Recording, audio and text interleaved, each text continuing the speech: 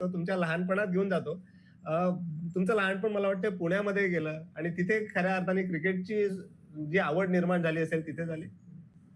मी मॅट्रिकपर्यंत पुण्याला माझं शिक्षण झालं. पुण्याला मॉडर्न हायस्कूल म्हणून शाळा होती. पुण्याला एक मोठा ॲडव्हान्टेज होता, हं. की प्रत्येक शाळेला मोठं ग्राउंड असायचं स्वतःचं. त्यामुळे आमच्या शाळेचं मोठं क्रिकेटचं ग्राउंड होतं आणि सगळं तिथे सकाळ संध्याकाळ आम्हाला वेळ मिळाला, की आम्ही क्रिकेट खेळायचो. शाळेला कोचिंग वगैरे असं काही नव्हतं. पण इंटर स्कूलच्या 2 टीम्स असायच्या. त्या दोन्ही टीमला आमच्या शाळा भाग घ्यायची. त्यामुळे तिथपासून माझं क्रिकेटला सुरुवात झाली. अच्छा. सुरुवातीला मी ज्युनियरसाठी क्रिकेट खेळलो.